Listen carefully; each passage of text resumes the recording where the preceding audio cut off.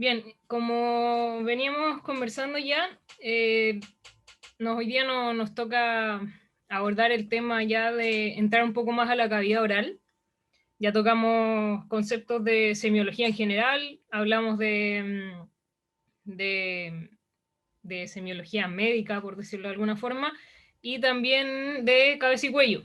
Y ya llegamos a la parte que es más de nuestra área, de la odontología, y vamos a meternos un poco más en la boca y mostrar lesiones, pero más que hablar de diagnóstico, que es como lo que siempre uno quiere cuando está estudiando, vamos a hablar de descripción de lesiones, que es la base de todo y es lo que tenemos que aprender a hacer muy bien desde un comienzo porque es el lenguaje básico que ocupamos para comunicarnos entre profesionales y también es lo que nos sirve para poder llegar al diagnóstico finalmente y así poder seguir con ese proceso que nos va a llevar al tratamiento de nuestros pacientes y poder sanar sus trastornos y enfermedades.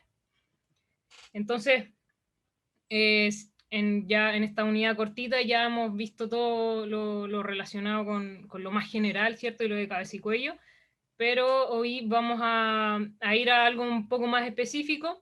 Vamos a hablar sobre lesiones elementales que tienen que ver con el concepto básico que utilizamos para describir las lesiones que podemos observar en mucosa y también en piel.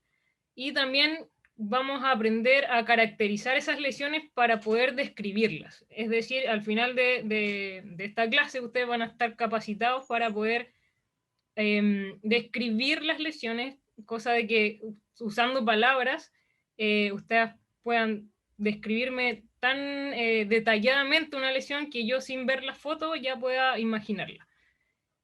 Y bueno, si es que tenemos tiempo, la verdad, vamos a ver si es que puedo mostrarle algunos casos de referencia, un poco aplicando todo lo que ya hemos conversado desde la semana pasada hasta hoy, ya llevándolo un poco más como algo más práctico de cómo se aplica cada una de estas etapas del método diagnóstico en un caso, un par de casos, pero vamos a ver si nos queda tiempo para mostrar uno, aunque sea, y si no, se los dejo para que ustedes lo vean en, tranquilamente por cuenta propia.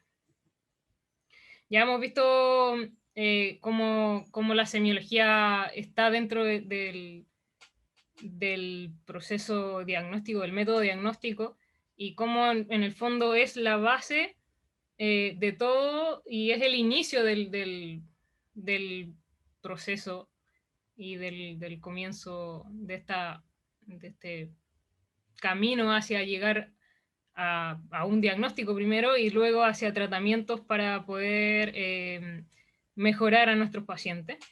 Y claramente hablamos de cómo la semiología se encarga de interpretar también y estudiar todas estas cosas y palabras que aparecen acá, y signos y síntomas que vemos en nuestros pacientes, que tanto como ellos nos cuentan como nosotros observamos, para poder interpretarlos y llegar a un diagnóstico, ¿cierto?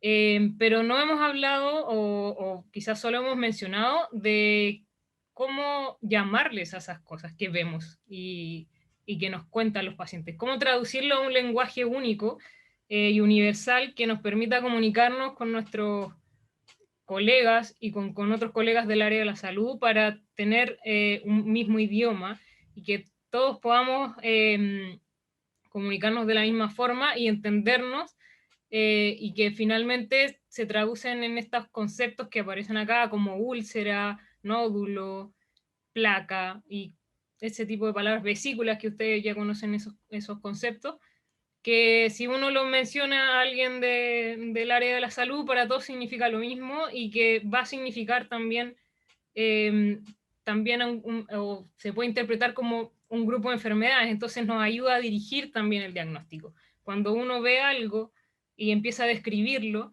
eso me ayuda a orientar mi diagnóstico y ya no pienso en un millón de enfermedades, sino que voy acotando cada vez más mis posibilidades. Entonces, eh, por eso es tan importante el lenguaje y la descripción. Finalmente, es lo que nos ayuda a tener una mejor comunicación entre colegas, y también es la base para poder, es como el abecedario de la semiología, por decirlo así, usar estos conceptos que hoy día vamos a aprender, que es el lenguaje adecuado para escribir en nuestras fichas clínicas, para hacer una interconsulta a otro profesional y para dejar registro de lo que estamos observando, porque no siempre podemos tomar fotografías de si las cosas van cambiando con el tiempo o no, y también para orientar nuestros diagnósticos según el tipo de lesión que estamos viendo. Entonces, hoy día vamos a ver cómo se describen las lesiones y cuál es el concepto correcto y la palabra correcta para cada cosa que uno ve, ya sea en una foto o en un paciente vivo y en directo.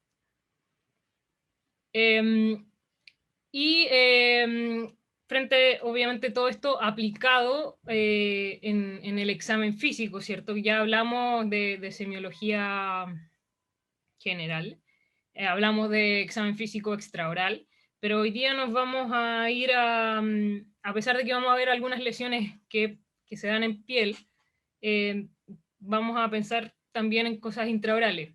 Y dentro del examen físico intraoral, probablemente antes de comenzar esta carrera, todos pensábamos que los odontólogos solo veían dientes. Y cada vez que van estudiando más, se dan cuenta que no es solo dientes. Y por lo tanto, el examen físico intraoral, tenemos que encargarnos de examinar otras estructuras anatómicas que son igual de importantes que los dientes, que involucran la mucosa y otros tejidos blandos.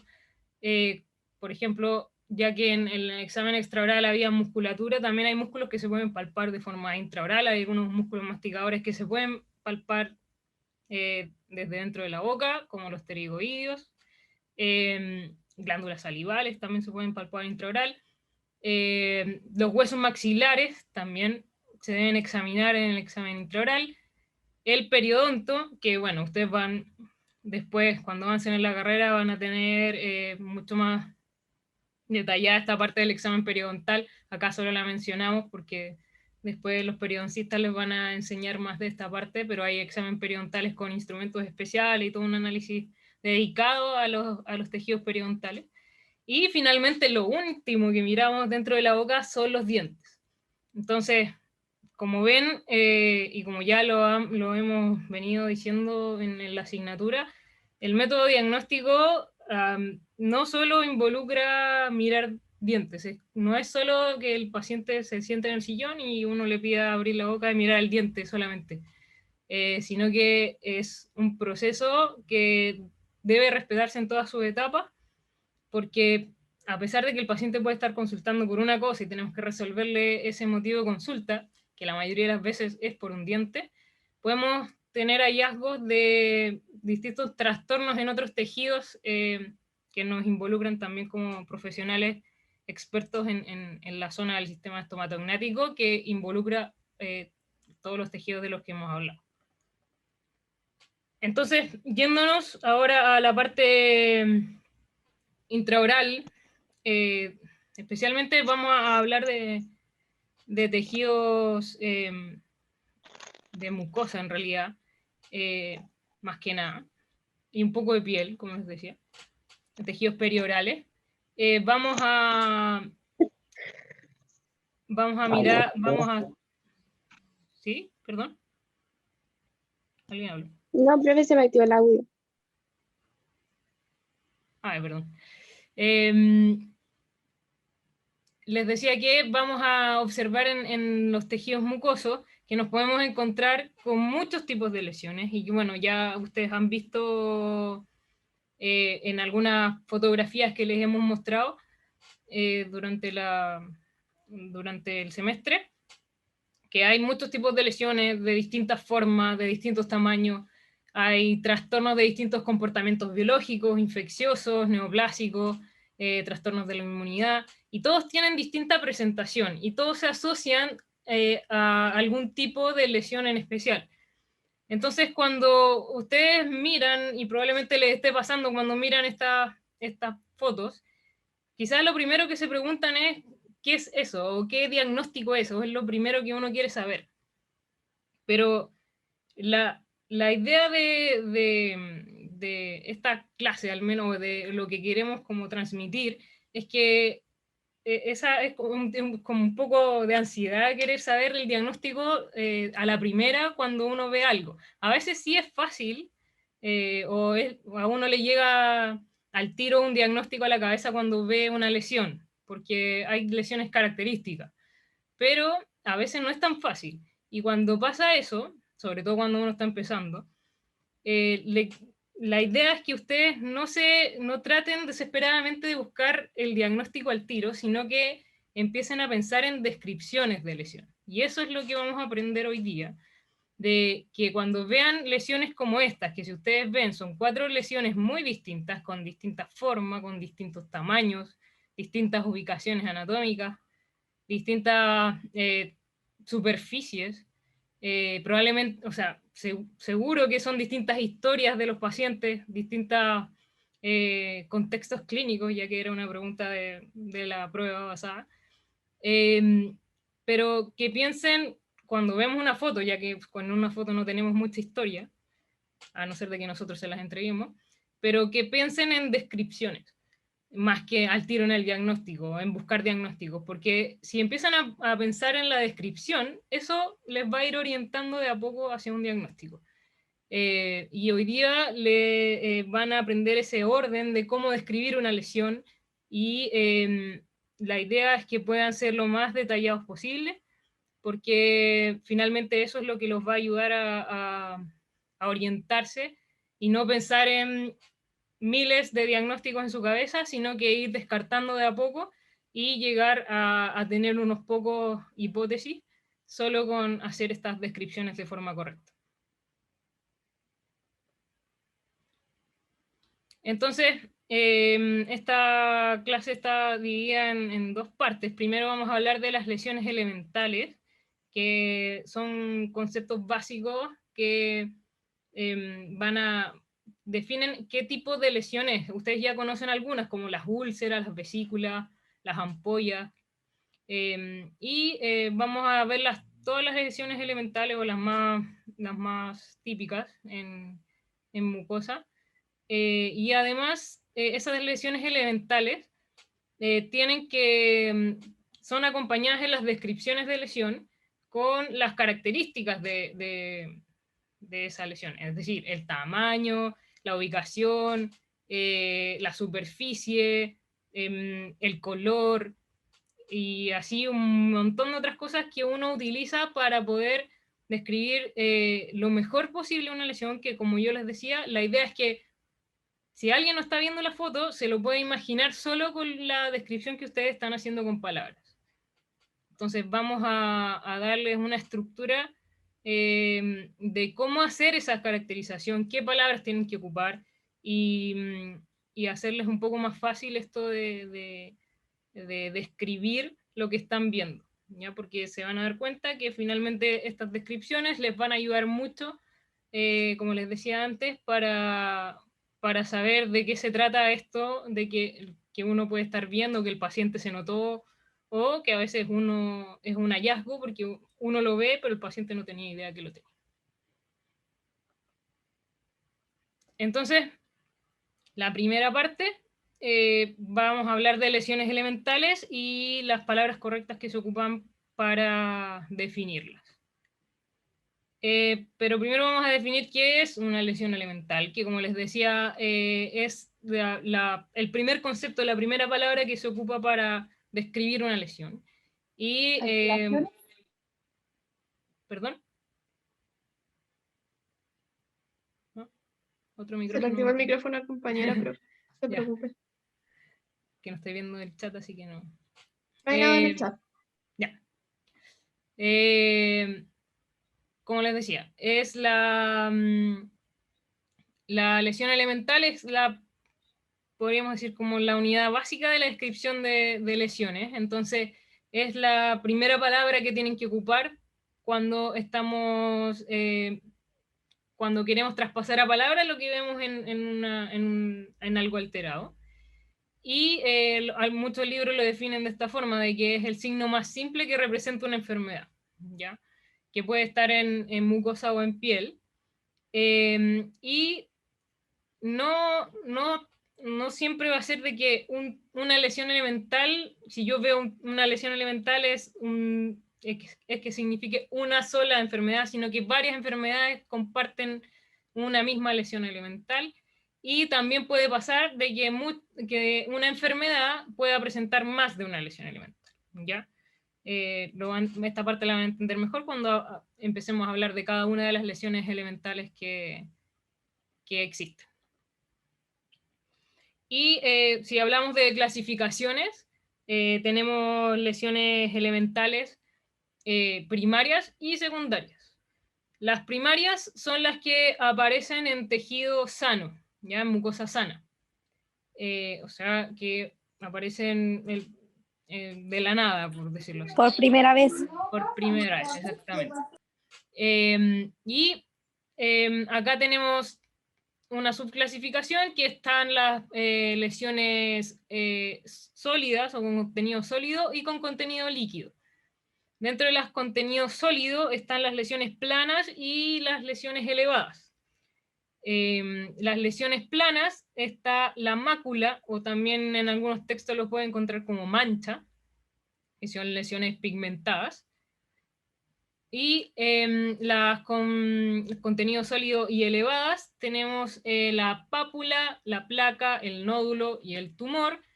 Las vamos a ver cada una en detalle porque son palabras que se ocupan frecuentemente. En general, la diferencia entre cada una es el tamaño y la extensión de la lesión. Y bueno, también está la membrana y la pseudomembrana, que también la vamos a ver en detalle. Y en las lesiones de contenido líquido está la vesícula, la ampolla, la bula y la pústula, que también se diferencian estas tres primeras en tamaño, y la pústula se diferencia de las anteriores por su contenido, que es un contenido purulento. Es decir, tiene pus adentro. Las lesiones secundarias se diferencian de las primarias porque hay dos opciones: o que vengan por transformación de una primaria, o pueden presentarse por causas accidentales. Por ejemplo, las úlceras, que una causa accidental es que yo me caiga y me hago una úlcera. O que también pueden venir de una lesión anterior y que se ulceró, ¿ya? Y entre estas lesiones secundarias tenemos las que son solución de continuidad, es decir, que se interrumpe la integridad del epitelio, que ahí tenemos la erosión, la úlcera, la fisura y la fístula. Las caducas, que están destinadas a eliminarse, que está el esfacelo y la costra, y las residuales, que son las que están o sea, que quedan como secuela de otras, o como consecuencia de lesiones anteriores. La más conocida es la cicatriz, también tenemos la atrofia y la esclerosis. Vamos a ver las más comunes, ¿ya? Además, hay muchas otras, pero si no, esto sería eterno, pero al final les voy a dar algunos textos por si quieren saber más, pero vamos a ver las más comunes. Vamos a partir con las lesiones de contenido sólido. La primera es la mácula o mancha, ¿ya? Que como su nombre lo dice, es una lesión pigmentada, que es plana, a diferencia de las que son de contenido sólido elevado, y que se caracteriza por tener un distinto color que el tejido sano que está alrededor. Y puede ser hipercromática, como vemos los colores acá, que pueden ser distinto color, puede ser un color azulado, café de distinta, café oscuro, café claro, café con leche también hay, negro, y esos son como los colores típicos. o hipocromática, que es como que esté más clara que la piel circundante, ¿ya? Un color más, que haya perdido color, ¿ya? Eso se refiere a hipocromático.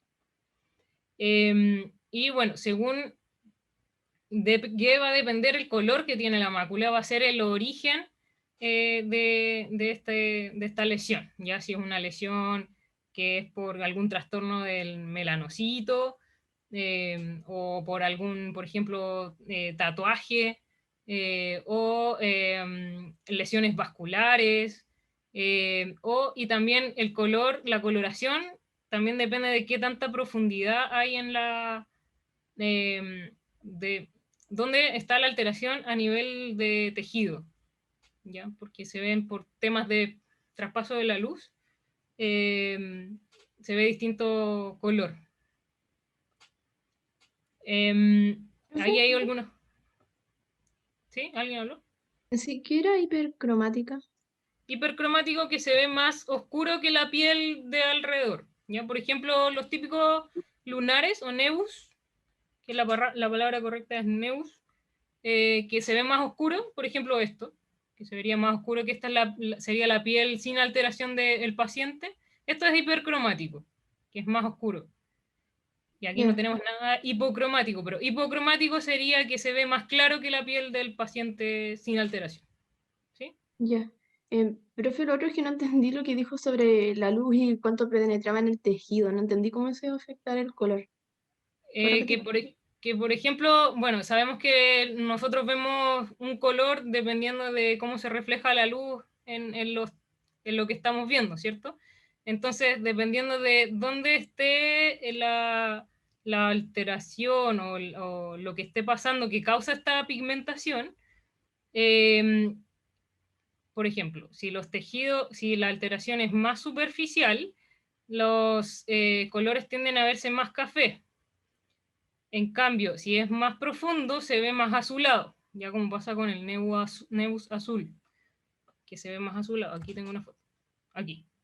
Y eso pasa porque, bueno, yo no soy física ni nada, pero cuando pasa la luz a través de todos los tejidos de mucosa y después pasa el vaso sanguíneo y un montón de tejidos ahí, cuando la luz se refleja a través de todos esos tejidos que tienen distintas propiedades ópticas, se devuelve y nosotros vemos una coloración azul. Entonces, distinto es cuando la alteración está, por ejemplo, a este nivel. Si nosotros vemos eh, la foto de como histológica, si está más cerca del epitelio, vamos a ver colores que son más café, ¿sí? Más marrones. Es por el tema de la penetración de la luz en los tejidos. No sé si se entendió mejor. Sí, profe. Profesora, entonces cuando ya pasaron el epitelio, o sea, como cuando está en el tejido conectivo, sería un nevo azul. Claro, mira, acá está, perdón. Aquí está la foto del nebus azul. Bueno, esto lo van a, no se compliquen tanto, porque esto después, cuando tengan cursos donde vean el nebus azul en su histología, lo van a entender mejor. Pero claro, cuando el nebus azul tiene sus células más profundas, entonces bajo el epitelio, ahí está la alteración. Entonces, claro, más en la profundidad, bajo el epitelio. Por eso se ve azul. Ahí se entendió mucho mejor. ¿Sí? Muchas gracias, profe. Ya nada. ¿Profe? Sí. Entonces, va a cambiar de color dependiendo de si está como más superficial. Más superficial estaría como más rojizo. No. O sea, va a cambiar de color por dos cosas. Del origen, de si es una trastorno, de qué tipo de célula está involucrada en el trastorno, si son melanocitos, por ejemplo, porque ahí va a tender a colores que tienen que ver con colores que hacen los melanocitos, como un café, negro, de colores que tienen que ver con la piel. O porque si es rojo, rojo, puede ser algo vascular, ¿ya? Pero también tiene que ver con la profundidad, a qué nivel se está produciendo la alteración, a qué nivel histológico, ya si es más tirado al epitelio, si es que es más tirado hacia el conectivo. Y ahí también va a variar según si se ve más azulado o si se ve más marrón. Y bueno, si es que es un pigmento externo, también depende de qué color es el pigmento, como pasa con las amalgamas. Las amalgamas dentales, que a veces se salen, sobre todo cuando hay una eliminación de amalgama en un diente, a veces salen como pequeños trocitos de amalgama y se insertan en la encía y quedan como tatuaje de amalgama, que es lo que se ve acá en este esquema. Aquí.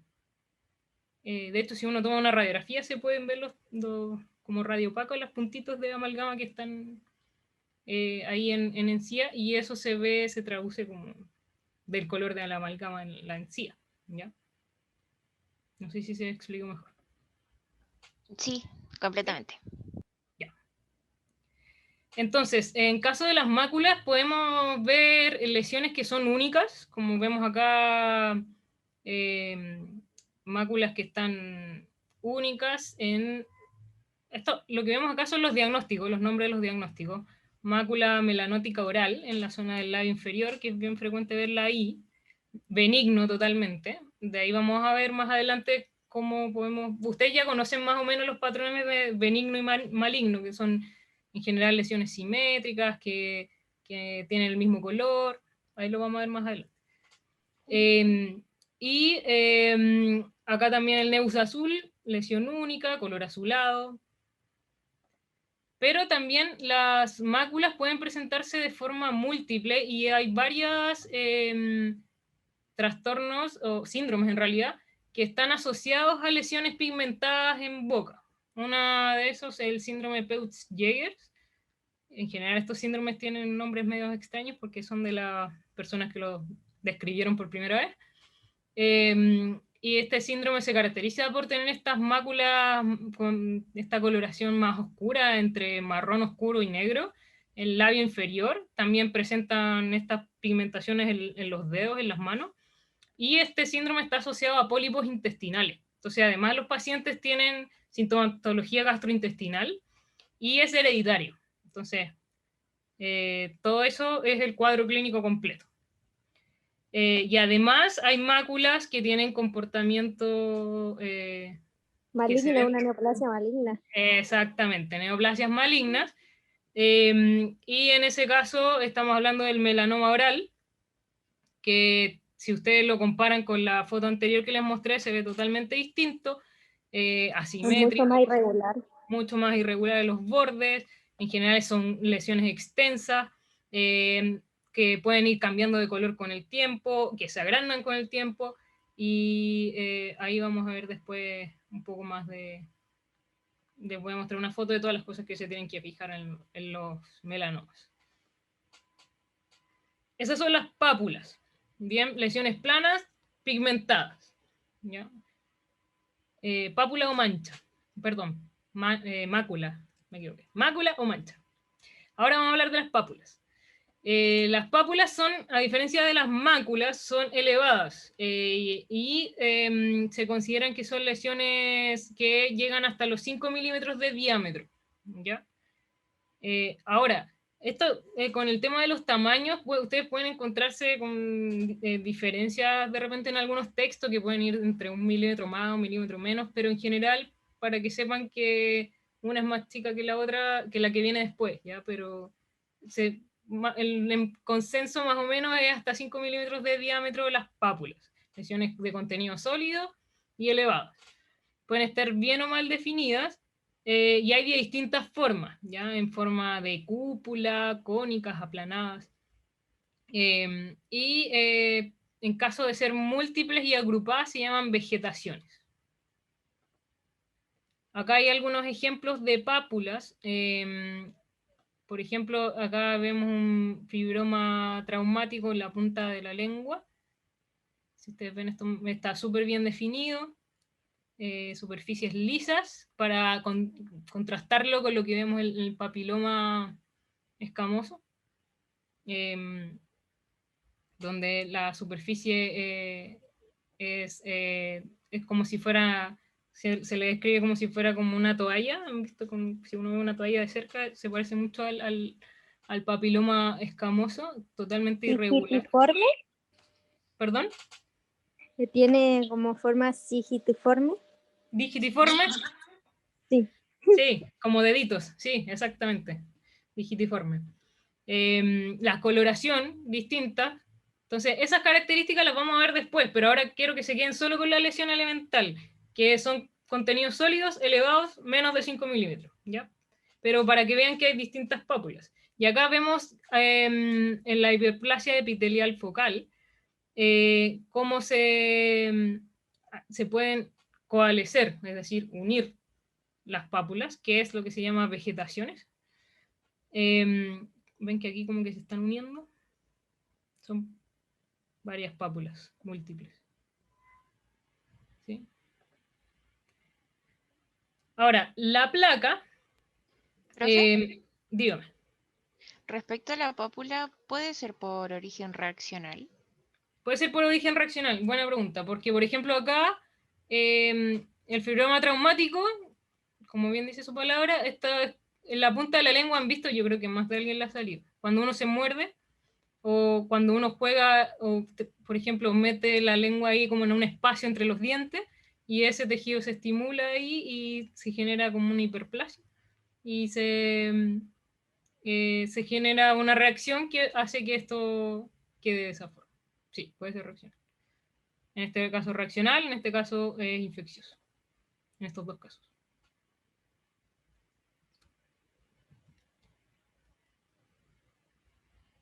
En la placa, a diferencia de lo que pasa en la pápula, que las pápulas, vuelvo atrás, si ustedes ven, había más profundidad que extensión de superficie.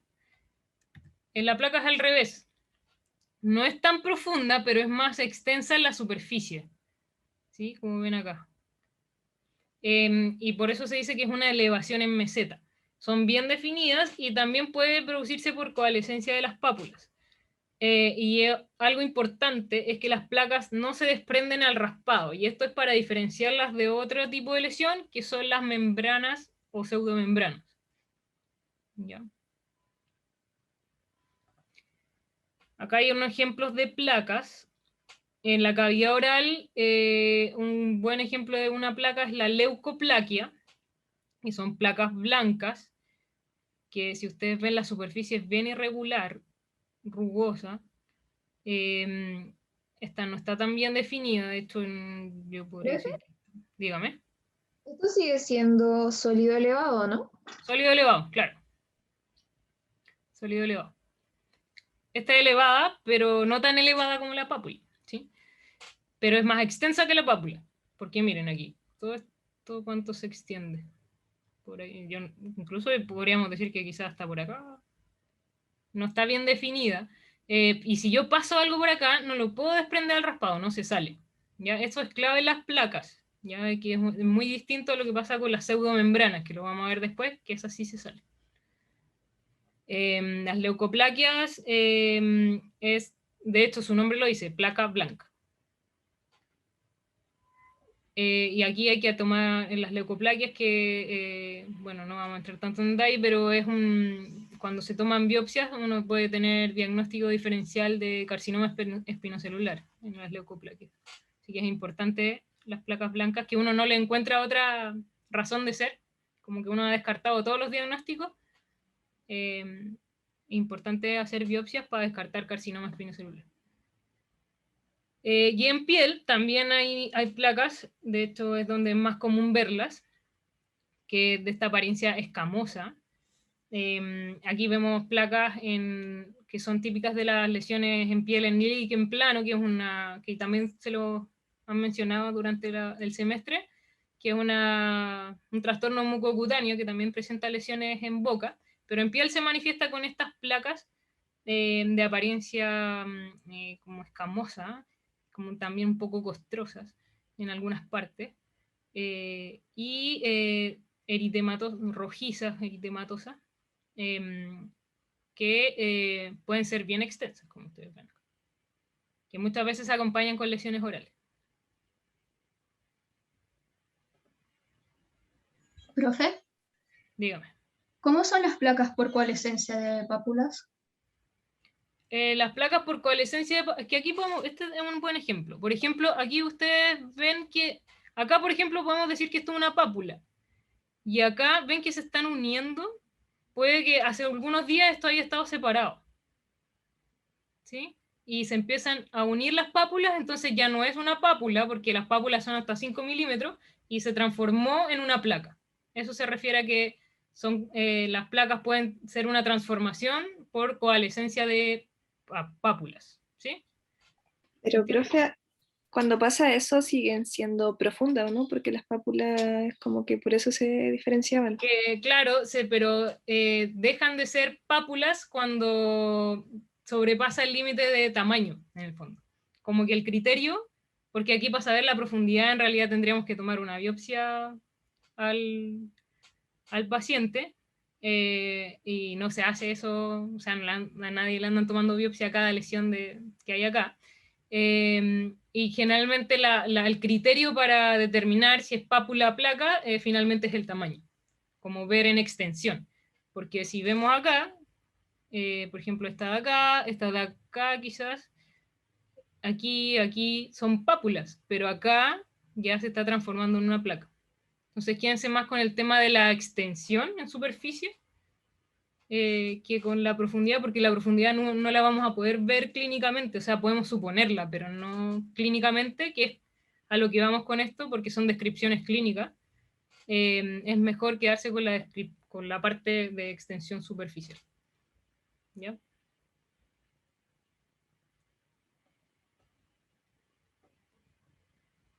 La que le sigue en tamaño a la pápula es el nódulo, ¿ya? Que es mayor a 5 milímetros y es más profundo que la pápula. Pueden estar bien o mal definidos y las formas pueden ser redondeadas o elipsoidales.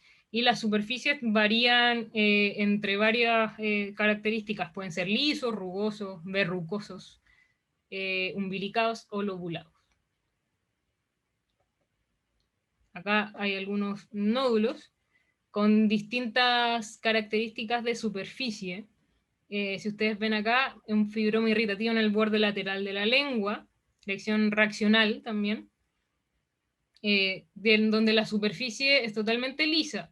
De hecho, la coloración es similar al tejido sano, y está súper bien definida.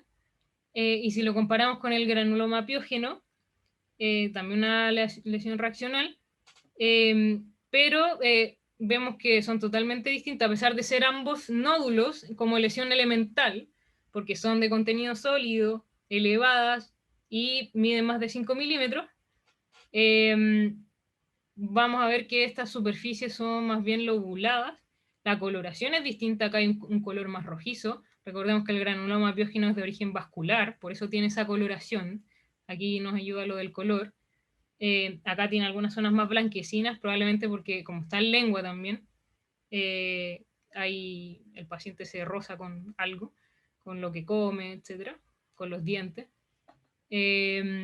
Y las bases, que bueno, después vamos a ver eso, si nosotros levantamos esto, que creo que es un concepto que ya han visto, está pediculado, que es como imagínense como un árbol, que crece así se sostiene de una base muy angostita, a diferencia de esto, que está una base sésil, que es amplia.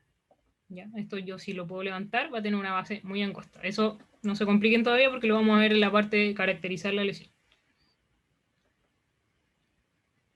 Y la que le continúa en tamaño es el tumor. Aquí, que son mayores a 2 centímetros de diámetro. Acá la palabra tumor hay que tener cuidado con ocuparla frente a los pacientes, porque tiene este estigma de que cuando uno dice tumor, estamos hablando de Malignidad. ¿cierto? Entonces, si uno o si cualquier persona va y uno usa esta palabra como descripción y, no sé, quiere comentarle a un colega que puede estar al lado o a su asistente que le está dictando para que ponga en la ficha, escribe que tiene un tumor en paladar, y entonces el paciente escucha tumor y piensa que tiene cáncer, se va a morir. Entonces seamos cuidadosos con ocupar la palabra tumor frente a los pacientes, porque se malinterpreta, pese a que ustedes saben, o ahora saben, que tumor quiere decir que es una lesión de contenido sólido mayor a 2 centímetros de diámetro, ¿cierto? Pero los pacientes no saben eso. Para los pacientes tumor es cáncer. Entonces, tengamos conciencia de que nuestro lenguaje científico no es de conocimiento universal para los pacientes. Entonces, hay palabras que están muy estigmatizadas y que pueden causarle terror y pueden repercutir terriblemente en la vida de nuestros pacientes porque, claro, van a escucharlo al pasar de repente o van a leerlo quizás en las fichas al pasar y se van a quedar con la idea de que tienen algo malo y algunos ni siquiera pueden preguntar. Entonces, tengamos cuidado con usar estos lenguajes que tienen estas como categorizaciones como sociales de ser cosas malas, al igual que la palabra biopsia, que también como que la gente la asocia a algo malo, piensa que nosotros sabemos que no es así siempre, pero los pacientes tienen esta creencia por cosas sociales. Entonces, para nosotros, obviamente en las pruebas, si ponen tumor, nosotros sabemos que no se están refiriendo a cáncer, pero para los pacientes sí, cuidado con ocuparlos, ¿ya? Pero si estamos hablando de descripción de lesiones, tumor nos referimos a una lesión de contenido sólido elevada mayor a 2 centímetros de diámetro, que pueden estar bien o mal definidos y tienen esta tendencia a persistir y a crecer. Son características obviamente de las neoplasias.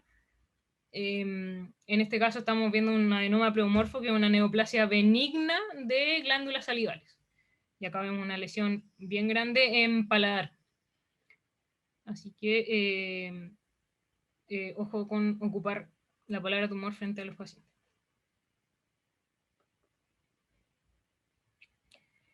Ya saliendo del tema tamaños, es importante también mencionar el concepto de membrana y pseudomembrana, que no hay tanto concepto, consenso en la literatura, pero por lo menos vamos a decir lo que usamos en la facultad. La membrana y pseudo, bueno, vamos a decir lo que es la membrana primero. Es una película superficial que se desprende al raspado. La pseudomembrana también es una película superficial que se desprende al raspado, de coloración blanquecina ambas. Ahora, ¿cuál es la diferencia entre una y otra? La pseudomembrana, que está presente en trastornos o en enfermedades o en situaciones patológicas, como el gran ejemplo es la candidiasis pseudomembranosa, de hecho lo tiene hasta en su nombre, que una foto de ejemplo es lo que vemos acá. Si ustedes vemos estas pseudomembranas, aquí podemos ver alrededor de la úvula, del paladar blando. Si yo paso aquí una gasa, esto se va a salir, a diferencia de lo que pasaba con la placa, ¿ya? Eso es importante. Se va a salir y probablemente pueda salir un poco de sangre también. La diferencia entre membrana y pseudomembrana es que las pseudomembranas son situaciones patológicas. De hecho, la película superficial está como sobrepuesta sobre el tejido. Y es distinto a lo que pueda pasar, por ejemplo, en una membrana, de lo que pasa acá, que es una quemadura de fibrina, que es algo fisiológico, ¿sí? Que es una estructura biológica del cuerpo, del organismo, ¿ya? Esto de acá es algo infeccioso que lo produce un hongo, la Candida albicans, que está, por decirlo así, como sobrepuesto sobre la estructura normal de este paciente, ¿ya? Y a esto se le llama pseudomembrana, ¿ya? ¿Profe? ¿Sí? Pero en ese caso, o sea, claro, la pseudomembrana no sería como parte propiamente tal del tejido, sino que es como una agregación patológica. Pero en Claro. el caso de la membrana, aunque es parte del tejido o de una reparación, por ejemplo, en el caso de la quemadura, de todas formas igual se puede desprender. Es Sí, como una igual se puede costra, desprender. entre comillas. Es claro, es como si fuese una costra, pero no una costra porque en la cavidad oral no hay costra. ¿Sí? Eso es como un poco el consenso que hay. Ahora, si ustedes buscan en otros textos, le dicen membranas a solo las membranas como estructurales anatómicas, por ejemplo, una membrana podría ser las fascias, ¿sí? Incluso a la membrana de fibrina le pueden decir pseudomembrana porque no es como algo anatómico estructural, pero es que uno no le dice a la fibrina pseudomembrana de fibrina, creo, o nunca lo he escuchado, sino que le dice membrana de fibrina. Lo mismo que pasa acá con esto que cuando le da, hay gente que tiene alergia a la pasta de dientes, que está hipersensibilidad, y se le suelta, es como que dicen que tiene como cuerito suelto en la boca, y pierde como la primera capita de epitelio. Entonces, esto es propio no se le sobreagregó nada, entonces perdió algo propio de su cuerpo, y esto también, con estos criterios de si es una estructura propia del organismo, es una membrana. En cambio acá es una pseudomembrana. Ahora, depende del texto donde lo estén mirando, pero lo que nos importa mucho es que a la de la candidiasis le digan pseudomembrana, que no le vayan a decir membrana, ¿sí? Eso es lo que es importante, y que sepan que se sale al raspado también. Ahora, todas se salen. Eso es importante también. Bien, hasta acá, ¿alguna duda con las de contenido sólido? No, no sé si en el chat hay alguna Profe, pregunta. ¿Sí?